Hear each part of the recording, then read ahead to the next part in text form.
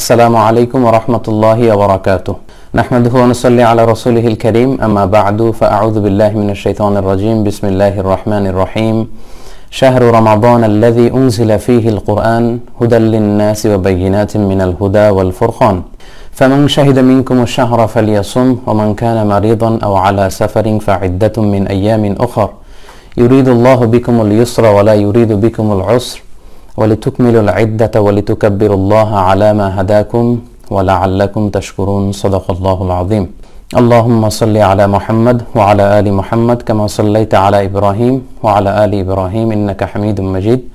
اللهم بارك على محمد وعلى آل محمد كما باركت على إبراهيم وعلى آل إبراهيم إنك حميد مجيد. কাছে কিংবা দূরে যে যেখান থেকে আজকে আমাদের এই লাইভ প্রোগ্রামটিতে যুক্ত হয়েছেন আপনাদের সবাইকে জানাচ্ছি আন্তরিক শুভেচ্ছা এবং মোবারকবাদ। আহলান ওয়া সাহলান ওয়া মারহাবান বিকুম ফি হাদাল লিকা আত-তাইয়িব আল মুবারক। আশা করছি আপনারা সবাই সুস্থ আছেন, নিরাপদে আছেন, ঈমানের সাথে আছেন। দেখতে দেখতে আমরা প্রায় একটি সপ্তাহ, মালয়েশিয়াতে একটি সপ্তাহ আমরা অলরেডি কাটিয়ে ফেলেছি। আজকে অষ্টম রোজার রাত আমরা কাটাতে যাচ্ছি। আগামীকাল বাংলাদেশে সপ্তম রোজা পালিত হবে। তো দেখতে দেখতে চোখের পলকেই কিন্তু একটি সপ্তাহ আমরা কাটিয়ে ফেলেছি এবং আশা করছি সবাই বাসায় আছেন, নিরাপদে আছেন এবং ব্যক্তিগত ইবাদত আপনারা চালিয়ে যাচ্ছেন। আল্লাহ তাআলা আপনাদের ইবাদতগুলোকে কবুল করুক। আল্লাহ তাআলা আপনাদের সবাইকে সুস্থ রাখুক। গোটা বিশ্বে করোনার যে দুর্যোগ, এই দুর্যোগ থেকে, এই প্রকোপ থেকে আল্লাহ তাআলা আমাদেরকে হেফাজত করুক। যারা করোনা আক্রান্ত হয়েছে তাদেরকে আল্লাহ তাআলা খুব দ্রুত সুস্থ করে দিক। শুরুতে আমরা আল্লাহ রাব্বুল ইজ্জা ওয়াল জালালের দরবারে শুকরিয়া জানাচ্ছি, পড়ছি কালিমাতুশ শুকর আলহামদুলিল্লাহ। এবং যারা আপনারা যুক্ত হয়েছেন তাদের শুকরিয়া জানাচ্ছি। ইতিমধ্যে প্রায় 28,000 দিনী ভাই এবং বোন আমাদের এই লাইভ প্রোগ্রামটিতে যুক্ত হয়েছেন। আপনাদেরকে শুভেচ্ছা জানাচ্ছি। রমাদানের শুরুতে আমরা জানিয়েছি যে আমরা রমাদানের প্রতি বৃহস্পতিবারে সাপ্তাহিক লাইভ শিরোনামে মিজানুর রহমান আজহারি এই পেজটি থেকে লাইভে আসব। তার এই ধারাবাহিকতায় আজকে দ্বিতীয় লাইভটি আমরা করতে যাচ্ছি। সময়ের ব্যাপারে আমরা বলেছিলাম যে বাংলাদেশ সময় 9:30 আমরা এই লাইভটি শুরু করব এবং অধিকাংশেরই একই মতামত ছিল যে বাংলাদেশের সময় অনুযায়ী রাত 9:30 ইট সাউন্ডস গুড। বাট আজকে আবার অনেকে আমাকে জানালো যে 9:30 চেয়ে যদি একটু পিছিয়ে দেওয়া যায় সেটা হয়তো বেশি ভালো হবে।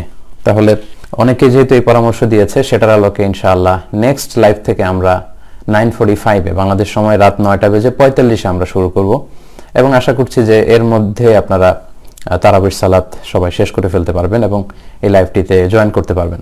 ইতিমধ্যে আমরা দেখছি প্রায় 35,000 ভাই বোন এই লাইভটিতে যুক্ত হয়েছেন। আমি শুরুতেই আপনাদেরকে অনুরোধ করে রাখবো আপনারা লাইভটি শেয়ার করে দিন, তাহলে আপনাদের অন্যান্য ফেসবুক ফ্রেন্ডরাও এই লাইভটি দেখে এটার সাথে যুক্ত হতে পারবে এবং উপকৃত হতে পারবে ইনশাআল্লাহ। সম্মানিত সুধী, গত সপ্তাহে আমরা আলোচনা করেছিলাম কোরআনময় হোক আমাদের এবারের রমাদান এই শিরোনামে কিভাবে আমরা কোরআন নাজিলের মাসে কোরআনের সাথে সম্পর্ক বাড়াতে পারি, আমাদের অ্যাটাচমেন্টকে আরো মজবুত করতে পারি। আজকে আমরা সিয়াম রিলেটেড কিছু বিষয় নিয়ে কথা শুনবো, যেহেতু এটা অত্যন্ত গুরুত্বপূর্ণ একটি ইবাদত এবং প্রায় আমাদের কাছে বিভিন্ন প্রশ্ন আসে সিয়াম রিলেটেড, বিভিন্ন বিষয় আমাদের কাছে জানতে চাওয়া হয়।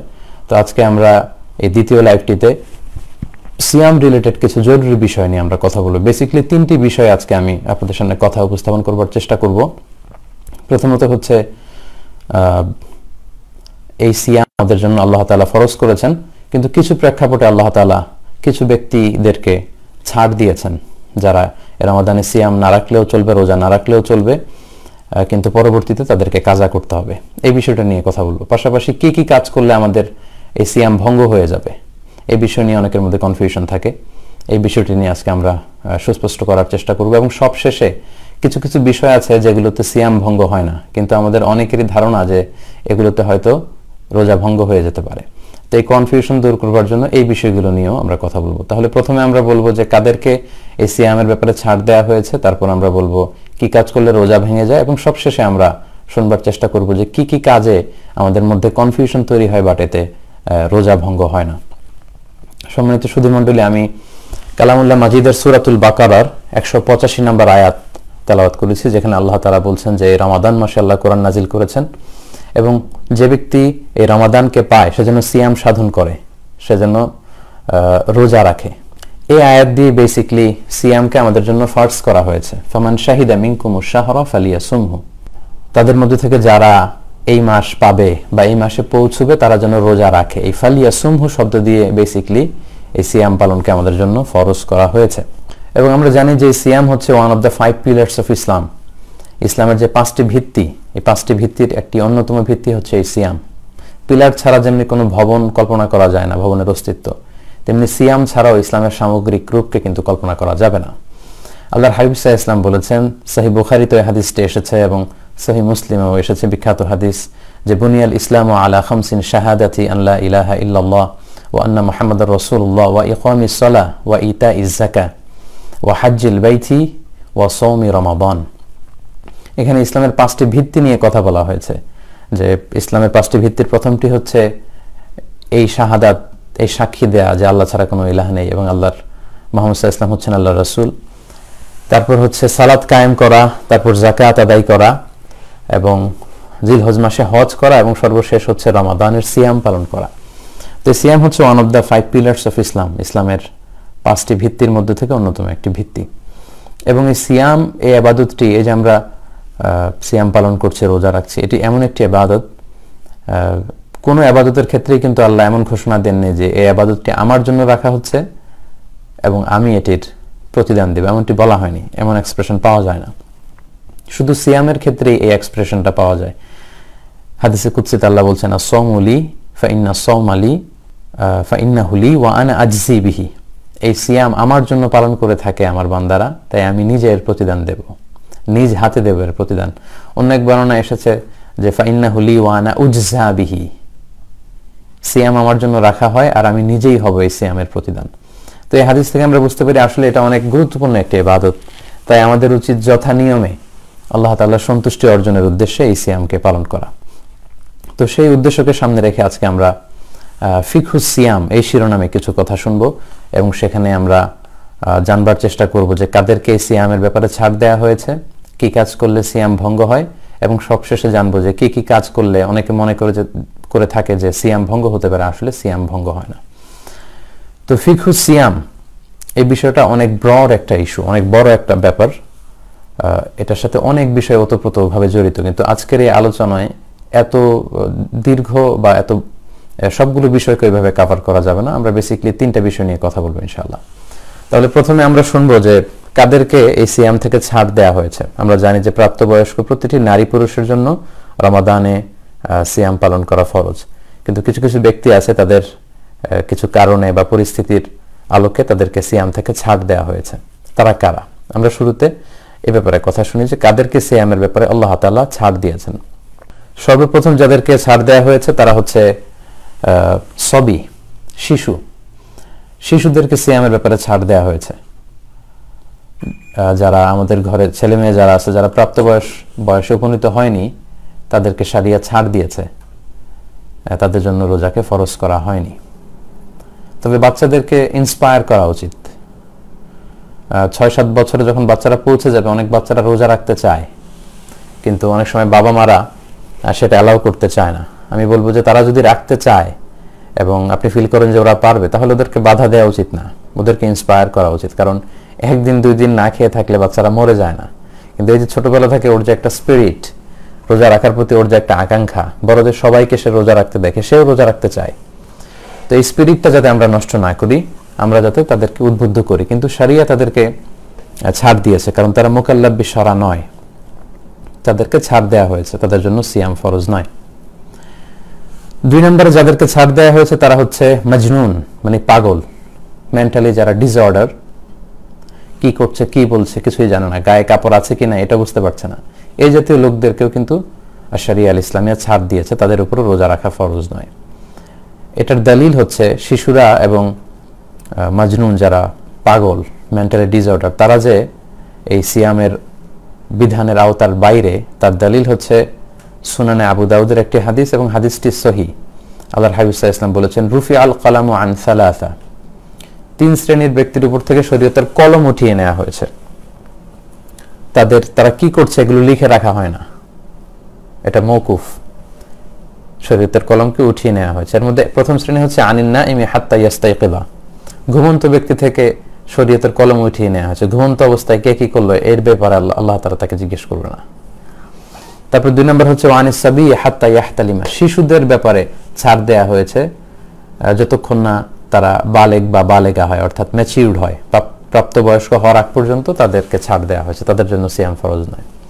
এবং সবশেষে আল্লাহর হাবিব সাল্লাল্লাহু আলাইহি ওয়াসাল্লাম বললেন ওয়া আনিল মাজনুনি হাত্তা ইয়াকিলা, পাগল মানসিক বিকারগ্রস্ত যারা, পাগলের জন্য শরীয়ত ছাড় দিয়েছে, তাদের উপর শরীয়তের হুকুম বর্তায় না। তাহলে এই হাদিসের আলোকে, সুনান আবু দাউদের এই হাদিসের আলোকে আমরা বুঝলাম শিশুদের জন্য সিয়াম পালন ফরজ নয় এবং যারা পাগল তাদের জন্য সিয়াম পালন ফরজ নয়।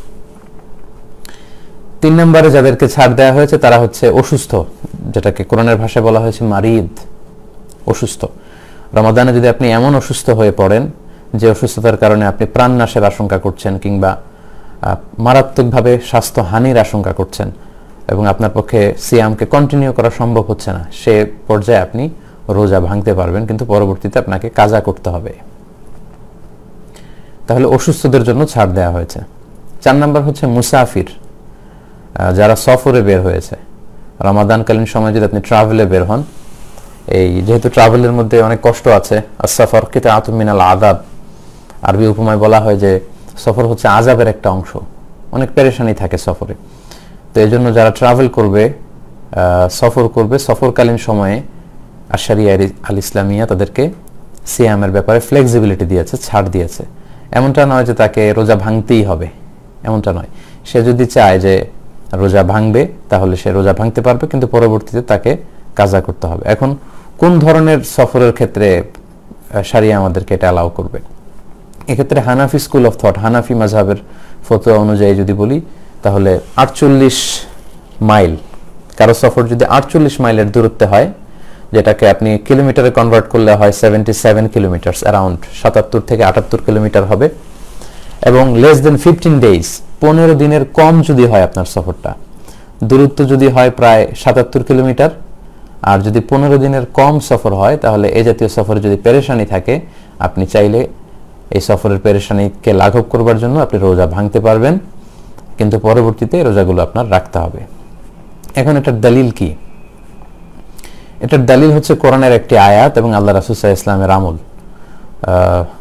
ফাতহে মক্কার সময় যখন আল্লাহ রাসূল সাল্লাল্লাহু আলাইহি ওয়াসাল্লাম মক্কা বিজয়ের জন্য মদিনা থেকে মক্কায় রওনা হয়েছিলেন, তখন তিনি রমাদানে রওনা হয়েছিলেন। 20 রমাদানে মক্কা বিজয় হয়েছে, আমরা জানি রমাদানের 20 তারিখে, এবং এটা 8ম হিজরির ঘটনা। তো আল্লাহর হাবিব সাল্লাল্লাহু আলাইহি ওয়াসাল্লাম যখন মদিনা থেকে মক্কায় সফর করলেন, তখন কুদাইদ নামক জায়গায় যখন তিনি পৌঁছলেন, তখন তিনি সফরের পেরেশানি থেকে একটু শান্তির জন্য, একটু কষ্ট লাঘবের জন্য, যেহেতু ছাড় দেয়া আছে, আল্লাহ রাসূল সাল্লাল্লাহু আলাইহি ওয়াসাল্লাম রমজান মাসে রোজা ভঙ্গ করলেন।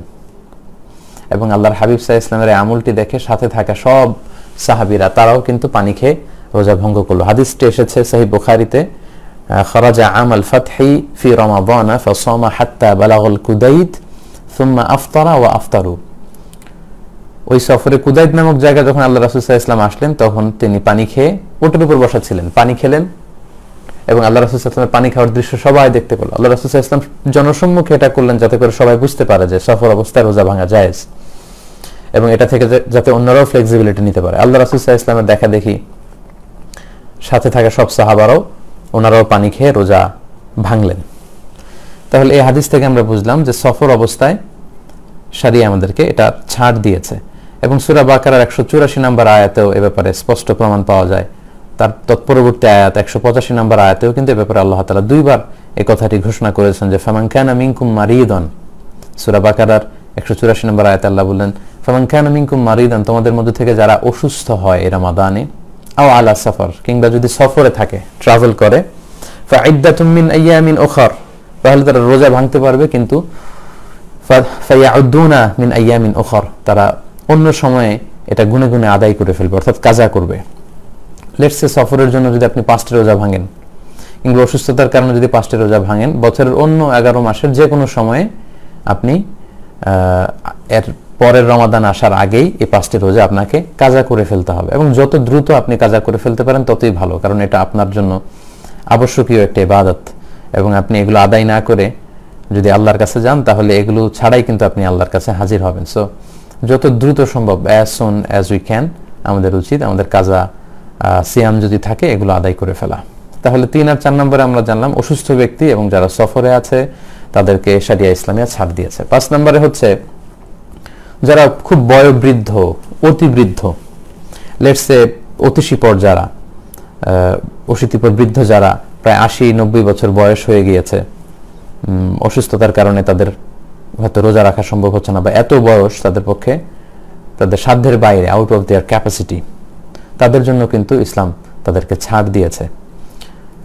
পাশাপাশি এমন অসুস্থ যার সুস্থ হওয়ার আর কোনো সুযোগ নেই, লেটস সে ডক্টর তাকে বলে দিয়েছে যে আপনার এই রোগ থেকে আবার সুস্থ হয়ে ফিরে আসার কোনো সুযোগ নেই, এই রোগ আপনাকে ছাড়বে না, এবং এই অসুস্থতার কারণে সে রোজা রাখতেও পারছে না, এরকম ব্যক্তিদের জন্য কিন্তু ছাড় দেয়া হয়েছে। অতিবৃদ্ধ এবং এমন রোগ যে রোগ ভালো হওয়ার কোনো সম্ভাবনা নেই, তো তাদের যেহেতু রোজা রাখার কোনো সুযোগই নেই, পরবর্তীতেও রাখতে পারবে না, কাজা করতে পারবে না, তাদের জন্য শরিয়া ফিদিয়ার ব্যবস্থা করেছে। আল্লাহ তাআলা সূরা বাকারার 184 নম্বর আয়াতে বলছেন, ওয়া আলাল্লাযীনা ইউতিকুনাহু ফিদিয়াতুন তুআমু মিসকিন, যারা রোজা রাখতে পারবেই না, একেবারেই পারবে না, তারা মিসকিনদেরকে খাবার খাওয়াবে, তুআমু মিসকিন তারা করবে।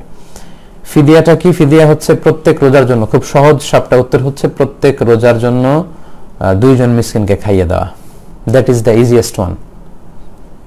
প্রত্যেকটি রোজার জন্য 2 জন মিসকিনকে আপনি খাওয়াবেন, এবং এই খাবারটা হবে এই মিডিয়াম স্ট্যান্ডার্ডের খাবার। আপনি সাধারণত সারা বছর ব্যাপী যে ধরনের খাবার নিজে গ্রহণ করে থাকেন, এই মানের 2 বেলা খাবার খাওয়াতে যত টাকা লাগে টাকাও দিতে পারেন, বাড়িতে এনে যদি খাওয়াতে চান মিসকিনদেরকে সেটাও করতে পারেন। 30 জন মিসকিনকে যদি আপনি একসাথে এনে 30 দিনের জন্য 2 বেলা খাইয়ে দেন সেটাও হবে, অথবা একজনকে যদি 2 বেলার করে 30 দিনের জন্য টাকা পে করে দেন সেটাও হবে। সাইয়েদনা আনাস রাদিয়াল্লাহু তাআলা আনহু উনি যখন খুব বৃদ্ধ হয়ে গিয়েছিলেন এবং এই বার্ধক্যের কারণে যখন তিনি রোজা রাখতে পারছিলেন না, হাদিসে এসেছে যে উনি ফাকাদ সাবাতা আন আনাস ইবনে মালিক আন্নাহু কানা ফিল আম আল্লাযী মাতা ফীহি লাম ইয়াস্তাতি' আইয়াসুমা রমাদান, তিনি অসুস্থতার কারণে, বার্ধক্যের কারণে রোজা রাখতে পারছিলেন না। ফাআতআমা 30 মিসকিনান খুবজান ওয়া লাহমা, তিনি 30 জন মিসকিনকে ফিদিয়া হিসেবে রুটি আর গোশত খাইয়েছিলেন, হাত্তা আশবাউ, এবং এই 30 জন মিসকিন পেট ভরে তারা খেয়েছিল। তাহলে ফিদিয়ার সহজ কথা হচ্ছে যে আপনি প্রত্যেকটা রোজার জন্য একজন মিসকিনকে 2 বেলা খাবার তাদেরকে খাইয়ে দিবেন, অথবা 2 বেলা খাবারের দাম যত হয় সেটা আপনি দিয়ে দেবেন। লেটস সে আপনি যে মানের খাবার খান প্রতি বেলায় সেটার দাম যদি 50 টাকা মূল্যমানের হয়, তাহলে 2 বেলার জন্য তাকে একটি রোজার ফিদিয়া হিসেবে 100 টাকা দিতে হবে, 30 রোজার জন্য 3000 টাকা দিতে হবে। এইভাবে প্রত্যেকের খাবারের যে স্ট্যান্ডার্ড সেটা অনুযায়ী কিন্তু আপনারা ফিদিয়া আদায় করতে পারেন। অনেকেই আমাদের কাছে প্রশ্ন করেন যে হুজুর আমার দাদি খুব অসুস্থ, আমার নানি খুব অসুস্থ, এবং এত বয়স, রমজানের পরে যে রোজা রাখতে পারবে সেটারও সুযোগ নেই, তো সেক্ষেত্রে ওনারা ফিদিয়া দিবে এই সিস্টেম ফলো করে। এখানে হাদিসে নিসফু সামিনাত তাআমের কথা এসেছে, খাবারের মধ্যে থেকে চাল দিয়ে যদি আপনি দেন তাহলে কিলোগ্রাম ও নিসফ 1.5 কেজি, সেই কমপ্লেক্সিটিতে আমি গেলাম না। খুব সহজ সাপটা উত্তর হচ্ছে আপনি ফিদিয়াতু তাআমু মিসকিন, একটি রোজার জন্য একজন মিসকিনকে 2 বেলা খাবার খাওয়াবেন, অথবা ওই খাবারের টাকা দিয়ে দিলে ওই দিনের ফিদিয়া আদায় হয়ে যাবে। 30 দিনের জন্য 30 জন মিসকিনকে অথবা একজনকে 30 দিন যদি আপনি খাবার খাইয়ে দেন কিংবা টাকা দিয়ে দেন তাহলে ফিদিয়া আদায় হয়ে যাবে। তাহলে এই 5 শ্রেণীর লোককে ছাড় দেওয়া হলো। 6 নম্বর হচ্ছে তাদেরকে বলা হয় আসহাবুল আমাল আশ-শাক্কা, যারা খুব হার্ড ওয়ার্কিং করে এবং ওই কাজের কারণে ওই কাজ ছাড়া তাদের উপার্জনের আর কোনো মাধ্যম নেই, এবং তাদের পক্ষে রোজা রাখাও সম্ভব হচ্ছে না। এই ধরনের লোকদেরকেও কিন্তু শরিয়া ছাড় দিয়েছে। যেমন লেটস সে চৈত্র মাসে, আমাদের বাংলাদেশে যে প্রচন্ড চৈত্রের রোদ, ওই চৈত্র মাসে যারা রিক্সা চালায়, এরকম রিক্সা চালকদের সাথে যদি আপনি কথা বলেন তাহলে তাদের অনেকেই রোজা রাখে না, কারণ এটা আউট অফ দেয়ার ক্যাপাসিটি, তাদের সাধ্যের বাইরে। তারা যদি চৈত্র মাসে রিক্সা চালিয়ে জীবন ধারণ করতে হয় তাহলে রোজা রাখাটা তাদের পক্ষে সম্ভব না। আমাদের অনেক বাংলাদেশি ভাইরা তারা সৌদি আরবে বা আরব বিশ্বে মরুভূমিতে কাজ করে, প্রচন্ড রৌদ্র, সেখানকার মরুভূমিতে তারা কাজ করার কারণে তারা রোজা রাখতে পারে না। যদি রোজা রাখে ওরা মারাই যাবে, ডিহাইড্রেশনে ভুগবে, পানি শূন্যতায়। অনেকে আয়রন ফ্যাক্টরিতে কাজ করে, আপনারা লোহার যে ফ্যাক্টরি, এই জাতীয় ফ্যাক্টরিতে যারা যে ওয়ার্কাররা আছে তাদের কাজ আপনারা কখনো দেখেছেন কিনা, তাদের কাজটা এতই কষ্টকর, তাদের পক্ষে পানি না খেয়ে এই ধরনের কাজ করা আসলে সম্ভব না। তো তাদের ক্ষেত্রে কথা হচ্ছে যে ওনারা ওই রমাদান মাসে অন্য কোনো কাজের ব্যবস্থা যদি তারা করতে পারে তাহলে সেটা করে তারা রোজা রাখবে। আর যদি এই উপার্জনের মাধ্যম ছাড়া তাদের পক্ষে আর অন্য কোনো উপার্জনের পদ্ধতি অবলম্বন করা সম্ভব নাই হয়, তাহলে শারিয়া ইসলামিয়া তাদেরকে ছাড় দিয়েছে, তারা রোজা ভাঙতে পারবে, কিন্তু পরবর্তীতে তাদেরকে এই সিয়ামগুলো কাজা করে নিতে হবে। কারণ ইসলামী শারিয়ার অনেকগুলো মাকাসেদ আছে, যেই লক্ষ্যগুলোকে সামনে রেখে শারিয়াকে আমাদের জন্য প্রেসক্রাইব করা হয়েছে। এর মধ্যে অন্যতম একটা মাকাসেদ হচ্ছে হেফজুন নাফস, মানে জীবন বাঁচানো। এটা জরুরি। আগে তো আপনার জীবন বাঁচাতে হবে, জীবনের জন্য শারিয়া, শারিয়ার জন্য জীবন নয়। তাই তাদের জন্য ইসলামী শারিয়া ছাড় দিয়েছে, কিন্তু পরবর্তীতে ফ্লেক্সিবল টাইমে, লেটসে তারা যদি চৈত্র মাসের সময়ে রিক্সা পুলিং করার কারণে রোজা রাখতে না পারে, তাহলে শীতের সিজনে তাদের যখন সুযোগ হবে যতগুলো রোজা তারা ভেঙেছে এগুলোর কাজা করে ফেলবে। এখন এটার দলিল কি? দলিল হচ্ছে সূরা বাকারার 286 নম্বর আয়াত, যেখানে আল্লাহ তাআলা ইরশাদ করছেন, লা ইকাল্লিফুল্লাহু নাফসান ইল্লা উসআহা। আল্লাহ তাআলা তোমাদের সাধ্যের বাইরে কোনো কিছু চাপিয়ে দেয়নি। তো এই জাতীয় লোকদের পক্ষে আসলে এটা আউট অফ দেয়ার ক্যাপাসিটি, তাদের পক্ষে সম্ভব না রোজা রাখা। এবং সূরা নিসার 29 নম্বর আয়াতে আল্লাহ তাআলা বলেছেন, ওয়ালা তাকতুলু আনফুসাকুম ইন্নাল্লাহা কানা বিকুম রহিমা। তোমরা নিজেরা নিজেদেরকে হত্যা করো না, ধ্বংস করে দিও না, আল্লাহ তো তোমাদের প্রতি রহমদিল, তোমরা কেন নিজেদের উপর কঠোর আচরণ করবে। এবং আপনি যদি সফরের মধ্যে কেন রোজা ভাঙার অনুমতি দেয়া হলো এটা নিয়ে যদি একটু অ্যানালাইসিস করেন, ওখান থেকে কেয়াস করে যদি আপনি ভাবেন, তাহলে আপনি দেখতে পাবেন যে সফরে রোজা না রাখার সুযোগ দেওয়া হয়েছে, ছাড় দেওয়া হয়েছে, কারণ সফরে পেরেশানি আছে, অনেক কষ্ট আছে, ডিফিকাল্টিজ আছে। তো সফরে যে পরিমাণে কষ্ট, যারা মরুভূমিতে কাজ করে, আমাদের যে ভাইরা, আমাদের যে রেমিটেন্স ফাইটাররা মরুভূমিতে কাজ করে, যারা চৈত্র মাসে রিক্সা চালায়, যারা কনস্ট্রাকশনের কাজ করে প্রচন্ড রোদে, তাদের যদি আউট অফ ক্যাপাসিটি হয় এবং এটা ছাড়া উপার্জনের কোনো মাধ্যম না হয়, তাহলে অবশ্যই শরিয়া তাদেরকে ছাড় দিবে এবং সেটার আলোকে তারা রোজা ভাঙতে পারবে, কিন্তু পরবর্তীতে তাদেরকে কাজা করতে হবে। অ্যাট দ্য সেম টাইম রমাদানে যদি অন্য কোনো ধরনের উপার্জনের মাধ্যম তারা ব্যবস্থা করতে পারে, সেটা সবচেয়ে ভালো। 7 নম্বর ইসলাম যাদেরকে রোজার ব্যাপারে ছাড় দিয়েছে তারা হচ্ছে হামিল, গর্ভবতী নারী, প্রেগনেন্ট। ডক্টর যদি বলে যে রোজার কারণে আপনার ক্ষতি হতে পারে, বাচ্চার ক্ষতি হতে পারে, যেহেতু তিনি হয়তো না খেয়ে থাকতে পারবেন, কিন্তু তিনি না খেলে বাচ্চা তো খাবার পাবে না, বাচ্চা তখন রক্তশূন্যতায় ভুগবে, ম্যালনিউট্রিশনে ভুগবে, পুষ্টিহীনতায় ভুগবে। তো এই জন্য শারিয়া তাদেরকে ছাড় দিয়েছে, গর্ভবতী নারী, তবে পরে তারা কাজা করে নেবেন। পাশাপাশি আল মুরদিয়া, মানে ব্রেস্ট ফিডিং মাদার, যে মায়েরা দুধ খাওয়াচ্ছে বাচ্চাদেরকে, কারণ মায়েদের বুকে দুধ হয়, তারা সারাদিন যেটা খান সেটার পুষ্টি থেকে তাদের ব্রেস্টে দুধ আসে। তো ওনারা যদি নিজেরাই খেতে না পারেন রোজার কারণে, তাহলে বুকে দুধ আসবে না, ফলে যারা একেবারে দুগ্ধপোষ্য যে শিশু, তার জন্য কষ্টকর হয়ে যাবে সার্ভাইভ করা। এই জন্য গর্ভবতী নারীদেরকে এবং ব্রেস্ট ফিডিং মাদার, যারা দুধ খাওয়াচ্ছে, এরকম নারীরা, তাদের জন্য শারিয়া ছাড় দিয়েছে। ডক্টরের কনফার্মেশন সহকারে তারা চাইলে রোজা ভাঙতে পারবেন, কিন্তু পরবর্তীতে এগুলো কাজা করতে হবে। এটার দলিল হচ্ছে সুনান আবু দাউদের একটি হাদিসটি সহিহ। আল্লাহর হাবিব সাল্লাল্লাহু আলাইহি ওয়াসাল্লাম বলেছেন, ইন্নাল্লাহা আযজা ওয়া জাল্লা ওয়াদা আনিল মুসাফিরি শাতরাস সালাতি ওয়াস সিয়াম ওয়া আনিল হামিলি ওয়াল মুরদি'।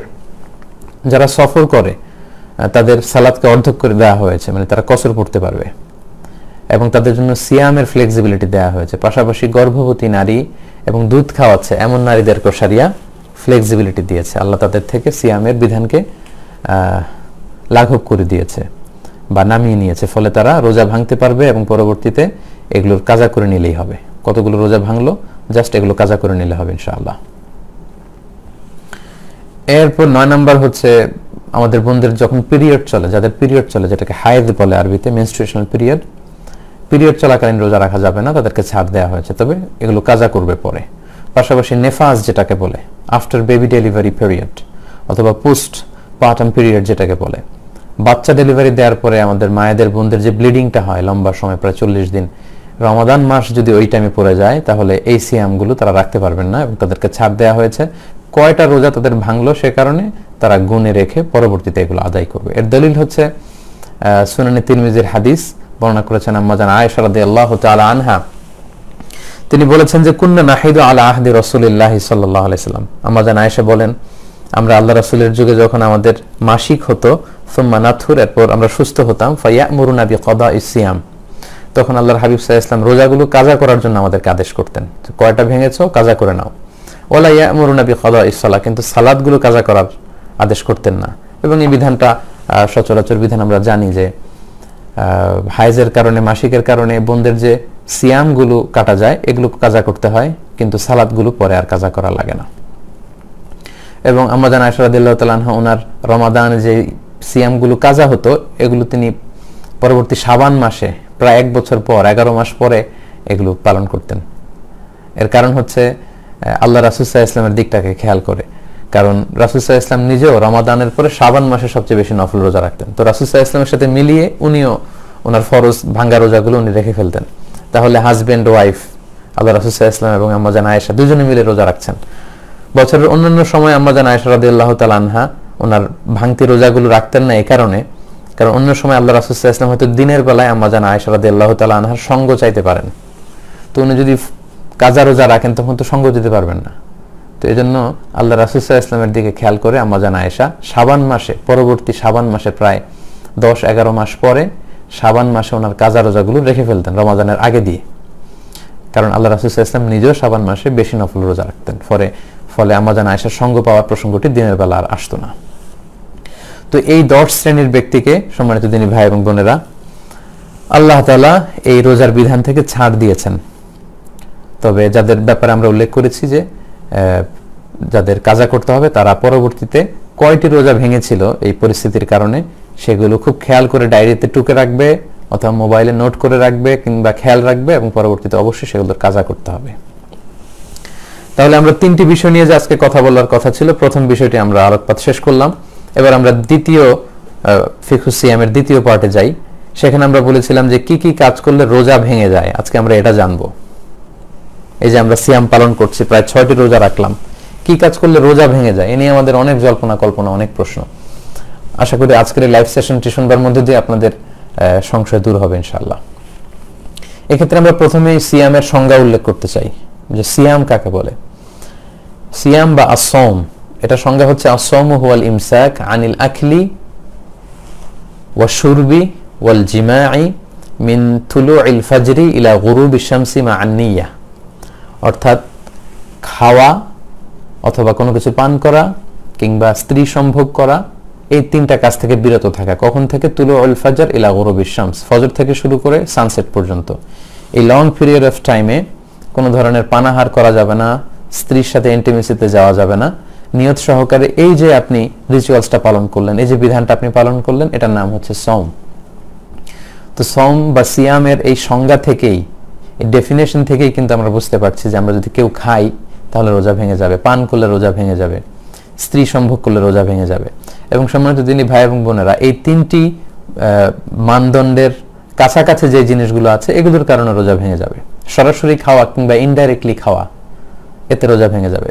ডিরেক্টলি আপনি স্ত্রীর সাথে ফিজিক্যাল ইন্টিমেসিতে যাওয়া অথবা যে কোনোভাবে আপনার শাহওয়াতকে পূর্ণ করা, এটার মধ্যে দিয়ে যদি আপনার সিমেন আউট হয় তাহলে কিন্তু আপনার রোজা ভেঙে যাবে। তাহলে সংজ্ঞার আলোকে আসুন আমরা জেনে নিই যে কি কি কাজ করলে আমাদের রোজা ভঙ্গ হয়ে যাবে।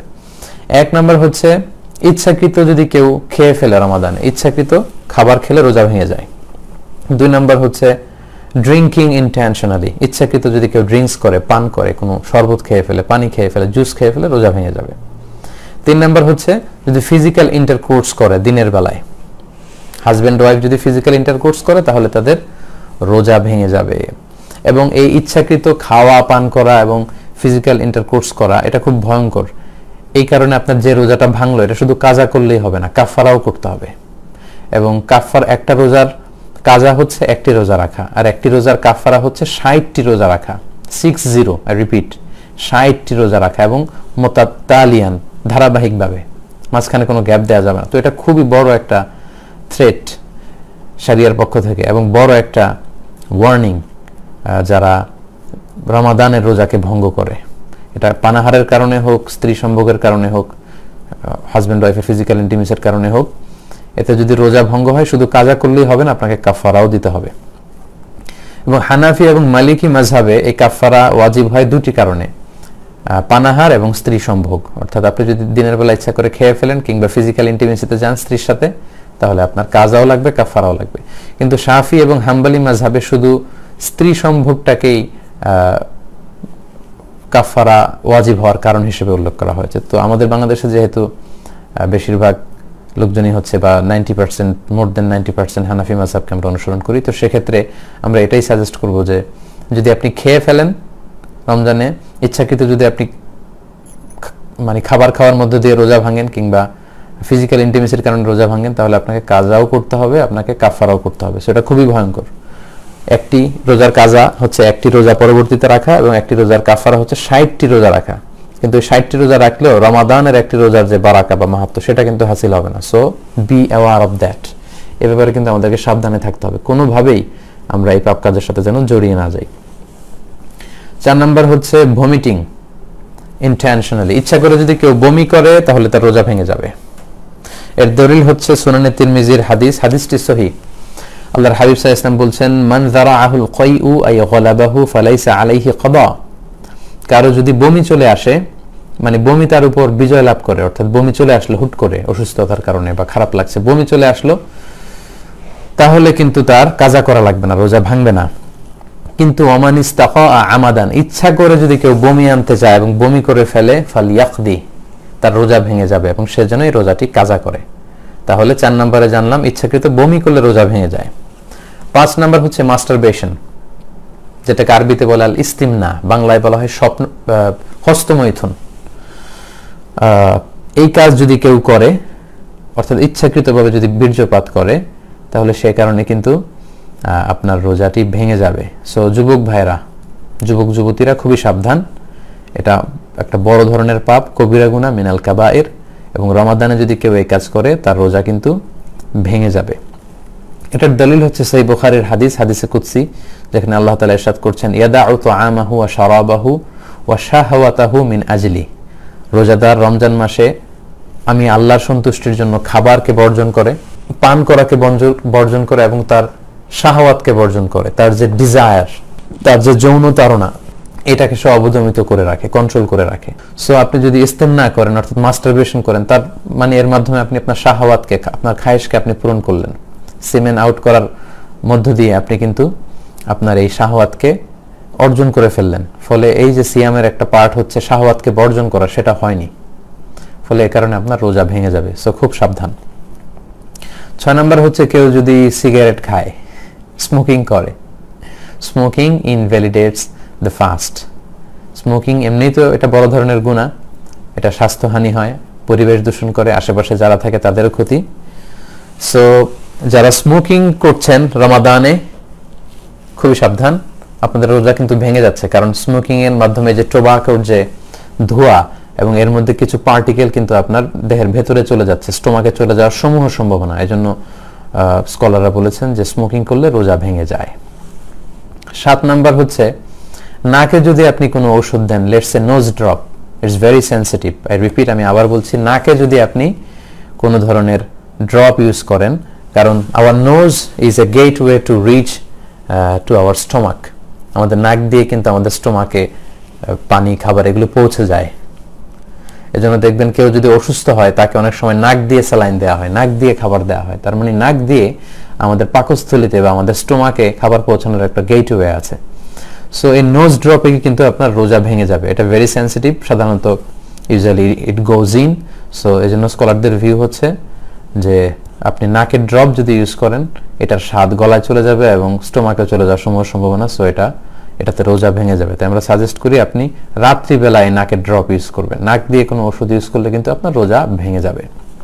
এটার দলিল হচ্ছে সুনানে তিরমিজির হাদিস, আল্লাহ রাসূল সাল্লাল্লাহু আলাইহি ওয়াসাল্লাম এক সাহাবীকে বলেছিলেন যে আসবিগিল wudu, তুমি ওযুকে পরিপূর্ণভাবে আদায় করো, ওয়া খাল্লুল বাইনাল আসাবি', আর ওযুর সময় আঙ্গুলগুলো সুন্দর করে খিলাইল করে করে পানি পৌঁছে দাও, ওয়া বালিগ ফিল ইস্তিনশাক, আর ভালো করে নাকে পানি দাও। আমরা ওযুর সময় নাকে পানি দিয়ে ইস্তিনশাক করি। তবে ইল্লা আন তাকুনা সাইমান, তবে তুমি যদি রোজা অবস্থায় থাকো তাহলে নাকে পানি দিতে যেও না, নাকে পানি দিয়ে ভেতরের দিকে টান দিও না, কারণ রোজা অবস্থায় নাকে পানি দিয়ে ভেতরের দিকে টান দিলে এটা আপনার খাদ্যনালী দিয়ে স্টোমাকে, আপনার পাকস্থলীতে পৌঁছে যাওয়ার সমূহ সম্ভাবনা, এতে রোজা ভেঙে যাবে। তাই নাকের ড্রপ যদি আপনি ইউজ করেন আপনার রোজা ভেঙে যাবে। তাহলে সম্মানিত শুধু আমরা এই পয়েন্টটাও ভালো করে আশা করি বুঝতে পারলাম যে আমরা কি কি কাজ করলে আমাদের সিয়াম ভঙ্গ হয়ে যায়। দ্বিতীয় পয়েন্টটিও আমরা আশা করি বুঝতে পেরেছি। সর্বশেষ পয়েন্টে তাহলে আমরা এখন চলে যাব। আমরা আগেই বলেছিলাম সর্বশেষ পয়েন্ট হচ্ছে things or actions that don't invalidate the fast. এমন কিছু বিষয় আছে যেগুলো আমাদের মধ্যে খুবই কনফিউজিং এবং প্রায় আমাদের কাছে এই ব্যাপারে প্রশ্ন আসে যে হুজুর এটা করলে রোজা ভাঙবে কিনা, এটা করলে রোজা ভাঙবে কিনা। তো এরকম অনেকগুলো বিষয় আছে যেটা প্রায় আমাদেরকে সংশয়ের মধ্যে ফেলে রাখে এবং আমরা অনেকে এই ব্যাপারে কনফিউজ থাকি, কিন্তু আসলে এই সমস্ত জিনিসের কারণে রোজা ভাঙে না। সেই বিষয়গুলো আমরা খুব সংক্ষেপে উল্লেখ করার মধ্যে দিয়ে আজকের লাইভটি শেষ করবো ইনশাআল্লাহ। তাহলে কি কি কাজ করলে রোজা ভাঙে না আমরা সেগুলো খুব সংক্ষেপে জেনে নিব। 1 নম্বর হচ্ছে কেউ যদি অনিচ্ছাকৃতভাবে পানাহার করে, রমজানের দিনের বেলায় যদি অনিচ্ছাকৃত অর্থাৎ ভুলে গিয়ে যদি কেউ খায় অথবা জোর করে যদি তাকে কেউ খাইয়ে দেয়, খেতে বাধ্য করে, এই সমস্ত কারণে কিন্তু রোজা ভাঙবে না। লেটস সে আপনি হঠাৎ করে দিনের বেলা 1 গ্লাস পানি খেয়ে ফেললেন, খাওয়ার পরে মনে হলো যে আমি তো রোজা, এরকম অনেক সময় হয় কিন্তু ওযু করতে যেয়ে অনেকে পানি খেয়ে ফেলেন, পরে মনে হয় রোজা, তো এতে আপনার রোজা ভাঙবে না। অথবা আপনি যদি পেট ভর্তি ভাতও খেয়ে ফেলেন, পুরো 1 প্লেট ভাতও খেয়ে ফেলেন, খাওয়ার পর যদি মনে হয় ইস আমি তো, এটা তো রমাদান, আমি তো রোজা, তো এই যে ভুল করে আপনি খেয়ে ফেললেন, পান করলেন, এতে কিন্তু আপনার রোজা ভাঙবে না। এর দলিল হচ্ছে সহিহ বুখারীর হাদিস, আল্লাহ রাসূল সাল্লাল্লাহু আলাইহি ওয়াসাল্লাম ইরশাদ করছেন মান নাসিয়া ওয়া হুয়া সাইম, কেউ রোজা রাখা অবস্থায় যদি ভুলে যায় যে সে রোজা রেখেছে, ফা আকালা আও শারিবা, তারপর সে যদি কিছু খেয়ে ফেলে কিংবা কিছু পান করে ফেলে, ফাল ইউতিম্মা সাওমাহু, সে যেন তার রোজাকে পরিপূর্ণ করে, কারণ রোজা ভাঙেনি, তো ভুল করে খেয়েছে। ফা ইন্নামা আতআমাহুল্লাহু ওয়া সাকাহু, কারণ আল্লাহই তাকে খাইয়েছে, আল্লাহই তাকে পান করিয়েছে। এজন্য সম্মানিত দিনী ভাই এবং বোনেরা, আমাদের অনেকের এই মিস্টেকটা হয়, রমজানের দিনের বেলায় ভুল করে যদি আপনি পানি খেয়ে ফেলেন বা কিছু খেয়ে ফেলেন, আপনার রোজা ভেঙেছে বলে আপনি ভুল করবেন না, মনে করে ভুল করবেন না, আপনার রোজা ভাঙেনি, ইউর সিয়াম ইজ স্টিল ওকে। সো আপনি রোজা কন্টিনিউ করবেন, কারণ আল্লাহই আপনাকে খাইয়েছে, আল্লাহই আপনাকে পান করিয়েছে। ভুলের কারণে আপনার রোজা ভেঙে যাবে না।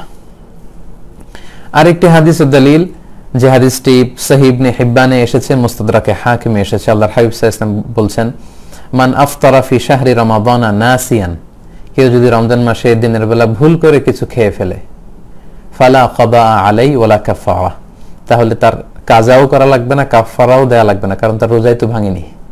তাই ভুল করে খেলে পান করলে রোজা ভাঙে না, এ হচ্ছে প্রথম কথা। 2 নম্বর কথা হচ্ছে যারা বিবাহিত, দিনের বেলা যদি বিবাহিত কেউ ভালোবাসার আতিশায্যে তার স্ত্রীকে জড়িয়ে ধরে কিংবা কিস করে, এই কিসিং এর কারণে এবং হাগিং এর কারণে, ভালোবাসা প্রকাশ করার কারণে, এগুলোতে রোজা ভাঙে না।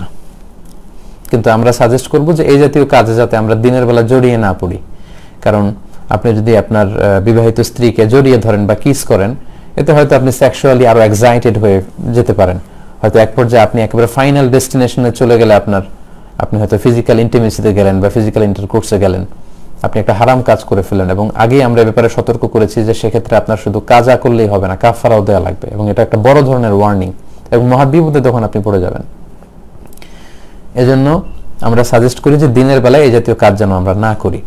তারপরেও কেউ যদি ভালোবাসার আতিশায্যে দিনের বেলায় আপনার স্ত্রীকে যদি আপনি জড়িয়ে ধরেন বা চুমু খান, এতে কিন্তু আপনার রোজা ইনশাআল্লাহ ভাঙবে না। এর দলিল হচ্ছে সহিহ মুসলিমের হাদিস, আম্মা জান আয়েশা রাদিয়াল্লাহু তাআলা আনহা, আল্লাহ রাসূল সাল্লাল্লাহু আলাইহি ওয়াসাল্লামের প্রিয়তমা সহধর্মিণী, তিনি নিজেই বর্ণনা করছেন যে তিনি বলছেন কানা নবিয়্যু সাল্লাল্লাহু আলাইহি ওয়াসাল্লাম ইউকাব্বিলু ওয়া হুয়া সাইম, আল্লাহ রাসূল সাল্লাল্লাহু আলাইহি ওয়াসাল্লাম রমাদান মাসে দিনের বেলায় আমাকে চুমু দিতেন, ওয়া ইউবাশিরু ওয়া হুয়া সাইম, এবং তিনি আমাকে জড়িয়ে ধরতেন, আগলে রাখতেন রোজা রাখা অবস্থায়। তো এটাই প্রমাণ করে যে চুমু দিলে বা স্ত্রীকে জড়িয়ে ধরলে, কিস করলে বা হাগ করলে, এতে করে কিন্তু আপনার রোজা ভাঙবে না। তবে আমরা এটাকে সাজেস্ট করি না, যেহেতু এটার কারণে আপনি সেক্সুয়ালি এক্সাইটেড হয়ে যেতে পারেন এবং আপনি বড় ধরনের কবিরা গুনাহে লিপ্ত হয়ে যেতে পারেন। তবে কারো যদি নিজের ওইরকম কন্ট্রোল থাকে, তাহলে এরকম ঘটনা যদি ঘটে যায়, তাহলে আপনার রোজা ভাঙবে না ইনশাআল্লাহ।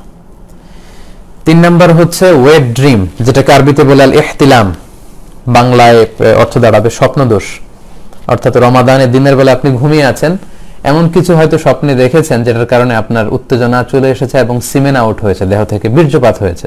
তো এটার কারণে কিন্তু আপনার রোজা ভাঙবে না, কারণ আপনি ঘুমিয়েছিলেন।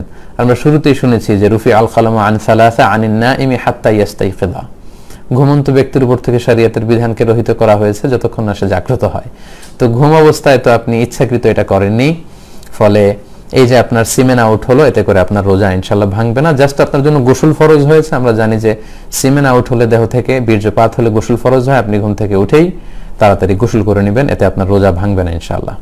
স্বপ্নদোষের কারণে রমাদানের দিনের বেলা স্বপ্নদোষ হলে, যেটাকে ওয়েট ড্রিম বলে, এতে আপনার রোজা ভাঙবে না। 4 নাম্বার হচ্ছে ব্লাড টেস্ট। অনেকে জিজ্ঞেস করে যে হুজুর, রমাদানে রোজা রেখে ব্লাড টেস্ট করা যাবে কিনা? কি মনে হয় আপনাদের, ব্লাড টেস্ট করা যাবে? হ্যাঁ, ঠিকই বলেছেন, ব্লাড টেস্ট করা যাবে। ব্লাড টেস্ট করলে রোজা ভাঙবে না ইনশাআল্লাহ, যেহেতু এটা খুব অল্প পরিমাণের রক্ত নেওয়া হয়। সামান্য কিছু রক্ত নিয়ে সাধারণত এই মেডিকেল টেস্টগুলো করা হয়। এতে রোজাদারের দেহে কোনো প্রভাবও পড়ে না, কোনো দুর্বলতাও আসে না, ফলে আপনার রোজা ভাঙবে না ইনশাআল্লাহ।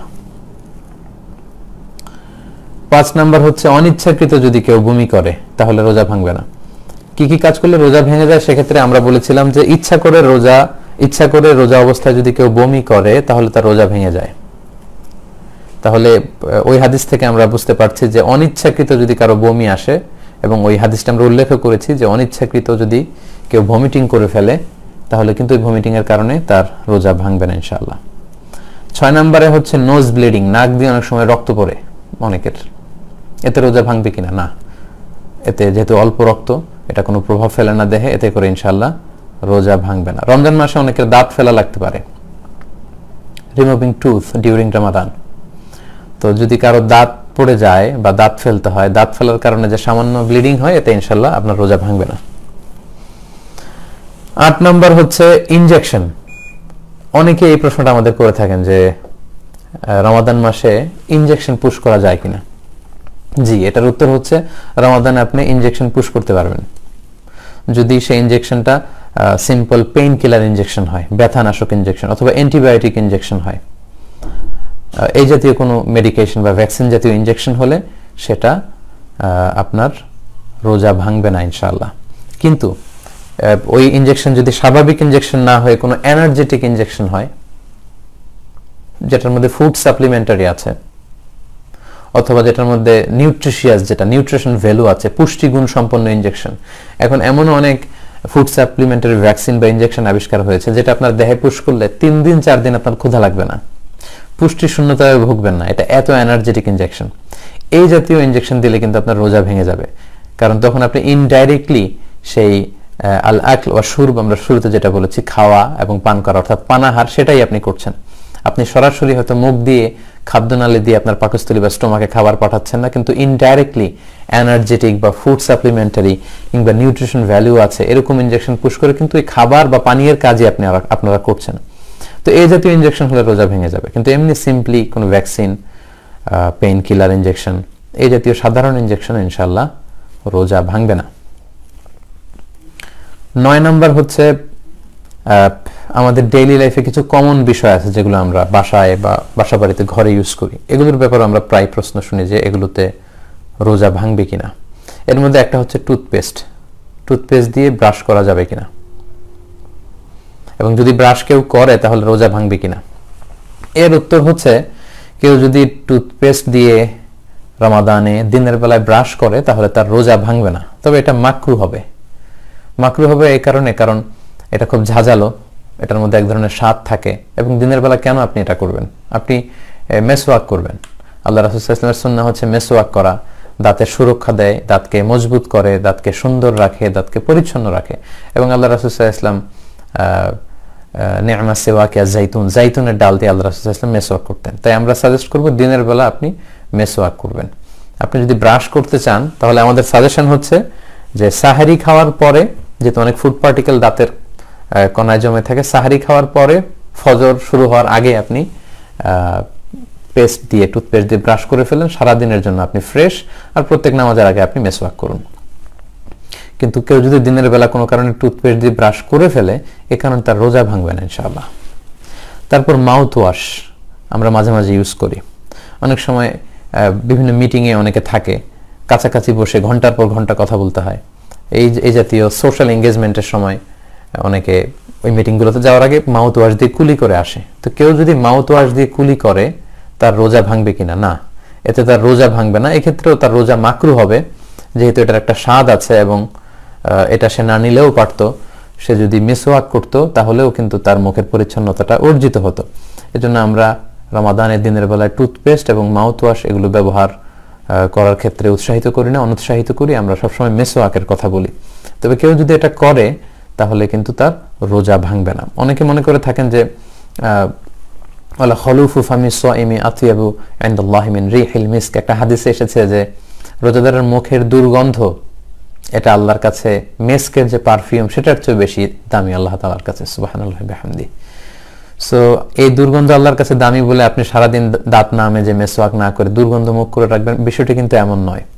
এটা বলা হয়েছে ফামি সাইম, রোজাদারের মুখের গন্ধ, যেটা সারাদিন ফাস্টিং এর কারণে তার পাকস্থলী থেকে একটা ব্যাড স্মেল বা ব্যাড ওডর আসে।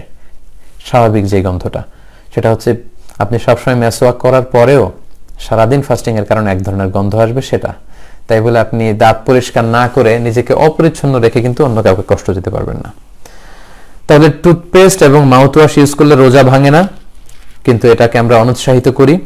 এবং টুথপেস্ট দিয়ে ব্রাশ করতে চাইলে বেটার আপনি সাহরি খাওয়ার পরে ফজর শুরু হওয়ার আগেই আপনি এটা শেষ করে ফেলবেন। আমরা দিনের বেলা মেসওয়াকের ব্যাপারে সবসময় উৎসাহিত করে থাকি। মেসওয়াক এটা দাঁতের জন্য ভালো এবং এটা আল্লাহ রাসূল সাল্লাল্লাহু আলাইহি ওয়াসাল্লামের সুন্নাহ, ডিরেক্টলি সুন্নাহ। সো সেটা করবেন ইনশাআল্লাহ।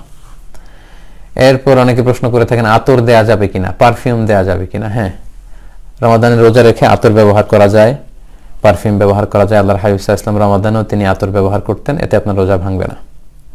এরপর চোখের ড্রপ, চোখের সমস্যার কারণে আমাদের অনেকের চোখের ড্রপ ইউজ করা লাগে, এতে রোজা ভাঙবে কিনা? না, এতে রোজা ভাঙবে না। সুরমা দিলে রোজা ভাঙবে না। মেয়েরা যদি চোখের সৌন্দর্যের জন্য আইলাইনার ইউজ করে, এগুলোতে রোজা ভাঙে না। কারণ হাদিস আমরা দেখেছি যে রমাদানে সাহাবারা চোখে সুরমা দিয়েছেন, আল্লাহ রাসূল সাল্লাল্লাহু আলাইহি ওয়াসাল্লাম সুরমা দিয়েছেন, এবং এটা কোনো খাবার জাতীয় কিছু না যেটা পেটে পচবে। সো আই ড্রপ দেয়া যাবে, এতে রোজা ভাঙে না। সুরমা দেয়া যাবে, এতে রোজা ভাঙে না। আইলাইনার এগুলো ইউজ করা যাবে, রোজা ভাঙে না।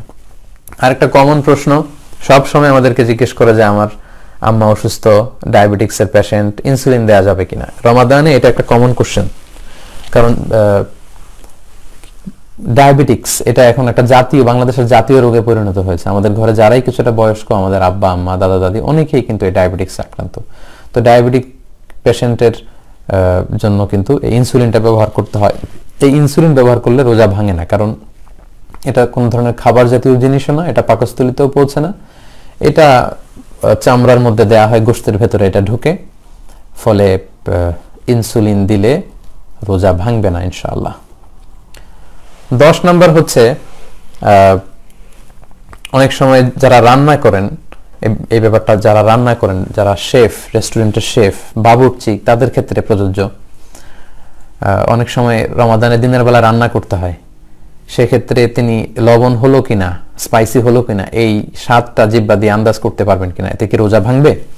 উত্তর হচ্ছে না, এতে আপনার রোজা ভাঙবে না ইনশাল্লাহ। এটাকে আরবিতে বলে তাযাউক, স্বাদ নেয়া। জিহ্বা দিয়ে আপনি টেস্টটা দেখলেন যে লবণ কতটুকু হয়েছে। এটা আমাদের প্রায়ই হয়। হয়তো বাসায় আপনি 20-25 জনকে ইফতারের জন্য দাওয়াত করলেন, এখন অবশ্য লকডাউনের কারণে এটা হচ্ছে না বা ইফতারের প্রোগ্রামগুলো হচ্ছে না। বাসায় যদি 20-25 জনকে দাওয়াত করেন এবং তারা এসে খাবে, ওই খাবারটাতে যদি খুব বেশি লবণ হয়ে যায় তাহলে মেহমানদের কষ্ট হবে। এজন্য জিহ্বার একেবারে সামনের অংশ দিয়ে জাস্ট লবণটা ঠিক আছে কিনা বা স্পাইসিটা ঠিক আছে কিনা এটা আপনি দেখে সাথে সাথে কুলি করে ফেলবেন, এতে আপনার রোজা ভাঙবে না। অথবা ইফতারের প্রোগ্রামে লেটসে 500 মানুষের বিরিয়ানি রান্না করা হবে, এখন এটাতে যদি লবণ বেশি হয়ে যায় তাহলে তো 500 মানুষের রোজাদারের কষ্ট হবে। এজন্য যিনি শেফ আছেন, কুক আছেন, বাবুর্চি, তিনি লবণটা দেখার জন্য জিহ্বার একেবারে সামনের অংশ দিয়ে একটু টেস্ট করতে পারবেন, দেখবেন, এবং দেখেই আন্দাজ করেই সাথে সাথে কুলি করে ফেলবেন যাতে ভিতরে কিছু চলে না যায়। এই যে আপনি ট্রাই করলেন, টেস্ট করলেন লবণটা, এই তাযাউক যেটাকে বলে আরবিতে, এই তাযাউকের কারণে কিন্তু আপনার রোজা ভাঙে না। কারণ আল্লাহ রাসূল সাল্লাল্লাহু আলাইহি ওয়াসাল্লাম তিনি রমাদানে দিনের বেলায় মেসওয়াক করতেন কাঁচা জাইতুনের ডাল দিয়ে। তো যারা জাইতুনের কাঁচা ডাল দিয়ে মেসওয়াক করেন তারা দেখবেন যে এটার মধ্যে একটা লবণাক্ত স্বাদ আছে, একটা ঝাঁজ আছে। তো এই ঝাঁজ কিন্তু মেসওয়াক করতে গেলে জিহ্বায় লাগে, এতে আমাদের রোজা ভাঙে না। পাশাপাশি আমাদের বাংলাদেশে অনেক জায়গায় দেখবেন যে কিছু কিছু টিউবওয়েলের পানি খুব লবণাক্ত বা একটু মিষ্টি মিষ্টি। তো এই সমস্ত লবণাক্ত পানি দিয়ে কিন্তু অজু করা যায়। তো অজু করার জন্য যখন আপনি কুলি করলেন, ওই কুলি করাতে কিন্তু লবণাক্ত পানির স্বাদ আপনার জিহ্বায় লাগে, কিন্তু ওই জিহ্বায় লাগার কারণে কিন্তু আমাদের রোজা ভাঙে না। তো সে কারণেই যদি খাবারের লবণ ঠিক আছে কিনা এটা দেখার জন্য জিহ্বার সামনের অংশ দিয়ে যদি আপনি জাস্ট সিম্পলি একটু ট্রাই করেন, দেখেন, সাথে সাথে কুলি করে ফেলেন, এতে রোজা ভাঙবে না ইনশাআল্লাহ। আমি আমার লাইভের একেবারে শেষ পর্যায়ে চলে এসেছি। এবার কিছু ডিসপিউটেড ইস্যু নিয়ে কথা বলবো, অর্থাৎ এতক্ষণ যা বলেছি এগুলো খুব সুস্পষ্ট, এগুলোর ব্যাপারে তেমন কোনো মতবিরোধ নেই। এবার বলবো কিছু বিষয় আছে যেগুলো নিয়ে স্কলারদের মধ্যে মতবিরোধ আছে। সেক্ষেত্রে আমি আমার ব্যক্তিগত তেমন কোনো অপিনিয়ন দিতে চাচ্ছি না, আমি স্কলারদের কি কি মতামত আছে আপনাদের সাথে একটু করে শেয়ার করব। যে সমস্ত বিষয়ে মতবিরোধ আছে যে এগুলোতে রোজা ভাঙবে কি ভাঙবে না, এবং এ ব্যাপারে প্রায় আমরা অনলাইনে কথা শুনি এবং আমাদেরকে প্রশ্ন করা হয়, এর মধ্যে একটি হচ্ছে ইনহেলার অথবা নেবুলাইজার ফর অ্যাজমা পেশেন্ট, যাদের হাঁপানির রোগী আছে, শ্বাস নিতে কষ্ট হয়। এই ইনহেলার দিলে রোজা ভাঙবে কিনা, ইনহেলার যদি কেউ দেয় এতে করে রোজা ভাঙবে কিনা, এক্ষেত্রে কথা হচ্ছে স্কলারদের অপিনিয়ন হচ্ছে যদি এটা স্বাভাবিক ইনহেলার হয়, অর্থাৎ পাফার ইনহেলার বলে, যেটা দিয়ে শুধু অক্সিজেন প্রেস করা হয়, এতে রোজা ভাঙবে না ইনশাআল্লাহ। কিন্তু যদি ভ্যাপোরাইজেশন থাকে, মানে এক ধরনের ধোঁয়া যেখানে মেডিসিনের পার্টিকেল থাকে এবং এটার সমূহ সম্ভাবনা আছে পাকস্থলীর ভেতরে চলে যাওয়ার, পাশাপাশি ড্রাই পাউডার ইনহেলার যেটাকে ডিপিআই বলে, ক্যাপসুল সেট করে তারপরে এই ইনহেলারটা ব্যবহার করতে হয়, এই জাতীয় ইনহেলার যদি হয় তাহলে এটার পার্টিকেল স্টোমাকে চলে যাওয়ার সম্ভাবনা বেশি, ফলে এতে করে রোজা ভেঙে যাবে। সো এটা একটা ডিসপিউটেড ইস্যু, স্কলারদের মধ্যে এ ব্যাপারে মতবিরোধ রয়েছে।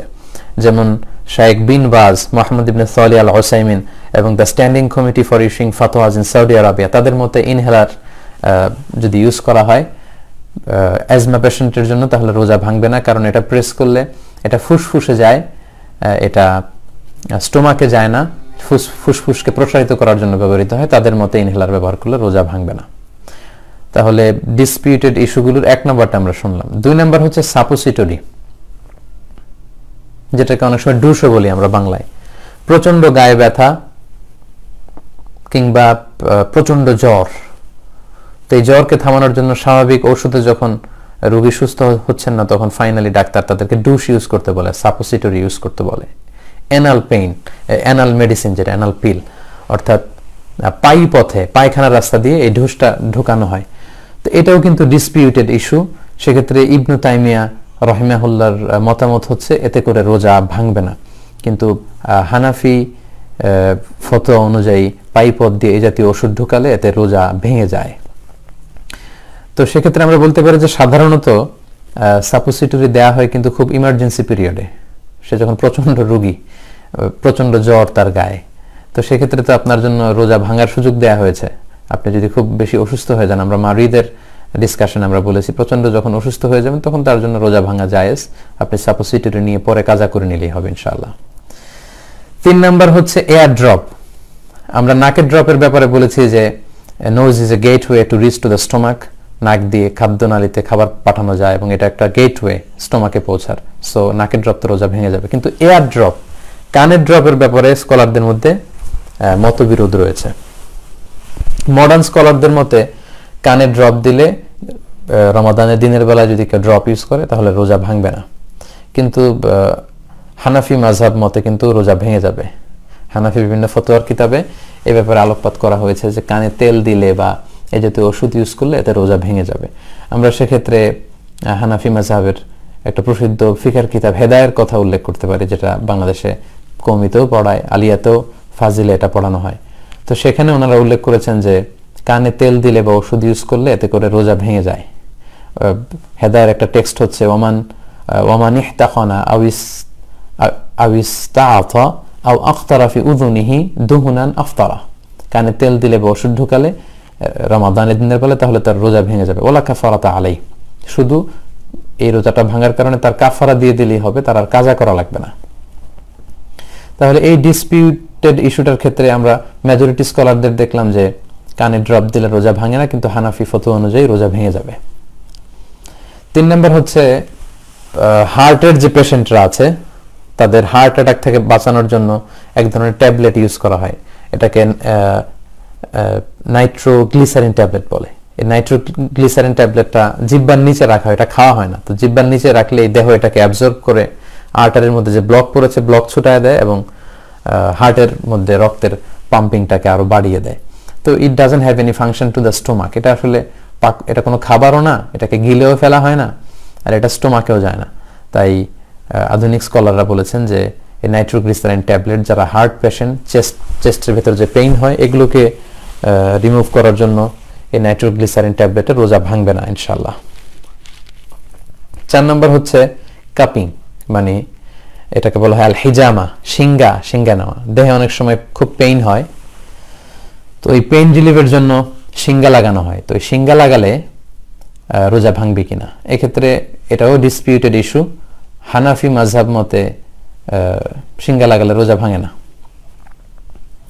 কিন্তু হাম্বলি মাযহাব মতে রোজা ভেঙে যায়। হাম্বলি মাযহাব তারা একটা স্ট্যান্ডার্ড সেট করেছে, তারা বলেছে যে অল্প ব্লিডিং হলে রোজা ভাঙে না, কিন্তু ব্লিডিংটা যদি খুব বেশি হয়, কাপিং অর্থাৎ সিঙ্গা লাগালে যে পরিমাণে রক্ত দেহ থেকে বের হয় ওই পরিমাণে হয়ে যায়, তাহলে তাদের মতো রোজা ভেঙে যাবে। তো সিঙ্গা লাগানো বা কাপিংটা হচ্ছে হাম্বলি মাযহাবে একটা স্ট্যান্ডার্ড, এবং আধুনিক স্কলাররাও এটাকে স্ট্যান্ডার্ড ধরে অল্প রক্ত যদি পড়ে দাঁত থেকে, নাক থেকে বা ব্লাড টেস্ট করার জন্য এতে রোজা ভাঙবে না। কিন্তু কাপিং পরিমাণ হেজামা করলে, সিঙ্গা লাগালে যে পরিমাণে বেশি রক্ত বের হয়, এই বেশি রক্ত বের হলে কিন্তু রোজা ভেঙে যাবে বলে মডার্ন স্কলাররা, বিশেষ করে হাম্বলি মাযহাবের স্কলাররা মতামত দিয়েছেন। কিন্তু হানাফি স্কুল অফ থট অনুযায়ী ইনশাআল্লাহ আপনি যদি সিঙ্গা লাগানোর প্রয়োজনও পড়ে দিনের বেলায়, আপনার রোজা ভাঙবে না ইনশাআল্লাহ। 5 নাম্বার হচ্ছে ডোনেটিং ব্লাড। রোজা রেখে আপনি ব্লাড ডোনেট করতে পারবেন কিনা, এটাও একটা disputed issue. Hanafi school of thought অনুযায়ী রোজা ভাঙবে না, তবে যদি খুব ব্লাড দেওয়ার কারণে যিনি ডোনার তিনি যদি খুব অসুস্থতা অনুভব করেন, তাহলে তার রোজাটা মাকরুহ হচ্ছে, এবং প্রচন্ড অসুস্থতা যদি অনুভব করেন, দুর্বলতা অনুভব করেন, তাহলে তিনি রোজা ভাঙতে পারবেন। দুর্বলতার কারণে পরবর্তীতে এই রোজাটি তার কাজা করে নিতে হবে। এটা হচ্ছে হানাফি স্কুল অফ থটের ফতোয়া। কিন্তু আগে আমরা বলেছি হাম্বলি মাযহাব আবার এক্ষেত্রে বিপরীত মতামত দিয়েছেন। তাদের মতে কাপিংটা যেহেতু একটা স্ট্যান্ডার্ড মেজারমেন্ট, সেক্ষেত্রে বেশি পরিমাণে রক্ত বের হলে রোজা ভেঙে যায়। তো ব্লাড ডোনেশনে তো অনেক রক্ত বের হয়, তো তাদের মতে রোজা ভেঙে যাবে। এই যে সর্বশেষে আমি মতবিরোধপূর্ণ কয়েকটি বিষয় আমি উল্লেখ করলাম, মডার্ন স্কলারদের মতামত দিয়েছে, আমার ব্যক্তিগত কোনো মতামত এখানে আমি উল্লেখ করিনি, যেগুলোর কয়েকটি মতামতের ক্ষেত্রে আমাদের ভারতবর্ষের স্কলারদের কিংবা হানাফি স্কুল অফ থটের যে ক্লাসিক্যাল বুকগুলো আছে সেখানে কিছু মতবিরোধ পাওয়া যায়। তো এই কন্টেম্পোরারি ফিকহি ইস্যুগুলোর ক্ষেত্রে এগুলো আগে ছিল না, যেমন ইনহেলার ইউজ করা, নাইট্রোগ্লিসারিন ট্যাবলেট ইউজ করা, এগুলো আগে ছিল না। তো এগুলো যেহেতু মডার্ন ইস্যু, এগুলোর সমাধান কি হবে? তো এগুলোর সমাধান করতে 1997 সালে একটা সেমিনার হয়েছিল। সেমিনারটা হয়েছিল মরক্কোর কাসাব্লাঙ্কাতে 4 দিন ব্যাপী, 1997 সালের জুন মাসের 14 থেকে 17 জুন, 14, 15, 16, 17 এই 4 দিন ব্যাপী একটা কনফারেন্স হয়েছিল। 4 days রিলিজিয়াস মেডিকেল সেমিনার হয়েছিল। যেহেতু এই ইস্যুগুলো ধর্মীয় ব্যাপারগুলোর সাথে জড়িত, আবার মেডিকেল ইস্যুর সাথেও জড়িত, এবং সেই সেমিনারের টাইটেল ছিল an Islamic view of certain contemporary medical issues, যেটা মরক্কোর কাসাব্লাঙ্কা শহরে হয়েছিল। এবং এই সেমিনারে গোটা বিশ্ব থেকে 3 শ্রেণীর স্কলারদেরকে ইনভাইট করা হয়েছে। যেহেতু শারিয়া ব্যাকগ্রাউন্ড থেকে পড়াশোনা করেছি, যারা শুধু কোরআন সুন্নাহ ফিক নিয়ে পড়াশোনা করবে তারা মেডিকেল ইস্যুগুলো জানার কথা না, আবার যারা মেডিকেল ইস্যুতে এক্সপার্ট তারা কোরআন সুন্নাহ জানার কথা না।